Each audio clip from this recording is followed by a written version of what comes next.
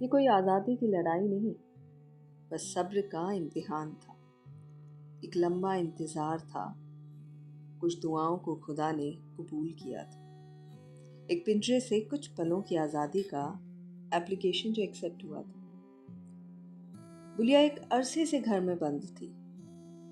दरवाजे पर ताला तो नहीं था, पर कहीं जाने की इजाज़त नहीं थी। बाजार तो बस सामान लेने जाती थी। सब्जी तरकारी वही घर लाती थी। सुबह जल्दी उठना, पानी भरना होता था, फिर बच्चों को तैयार कर टिफ़िन संग स्कूल भी भेजना होता था।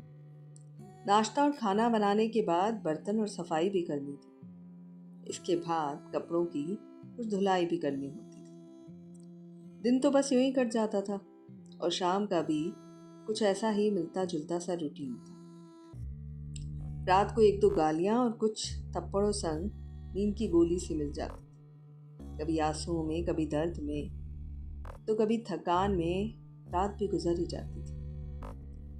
यूँ तो शहर की पढ़ी लिखी थी, पर ब्याह के बाद एक गांव आ गई थी। अच्छा घर कहकर रिश्ता कराया गया था।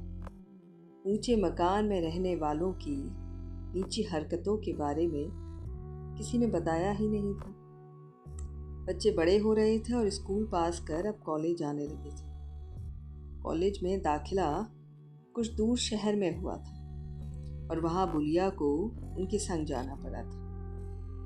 अकेले बच्चों के साथ बहुत अरसे के बाद वो बस की हवा का लुत्फ उठा रही थी। आज़ादी की हवा इतनी सुहानी सी लगती है, इसका उसे कभी पता ही नहीं था। वो बस की खिड़कियों से आने वाली हवाओं का एहसास बहुत खूबसूरत लग रहा था और बस से देखने पर रास्ता किसी पहाड़ों की वादियों से उसे कम नहीं लग रहा था। वो बस खामोश हो इसका लुत्फ उठा रही थी। क्या पता फिर मिले या ना मिले ये आज़ादी, तो बस खुद में उसे भरना चाह रही थी। दाखिला कराने के बाद फिर कुछ देर बाजारों में भी घूम कर आई। अपने लिए एक प्लेट चाउमीन और एक आइसक्रीम भी उसने मंगाई। एक प्यारा सा झुमका भी पहली बार उसने अपने लिए खरीदा था। खुशी इतनी कि वो उसमें समा ही नहीं रही थी।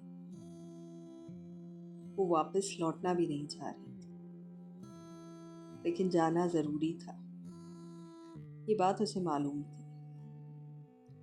लौट तो गई, पर अब अक्सर कभी ज़रूरत या कभी बहानों से उड़ जाया करती थी।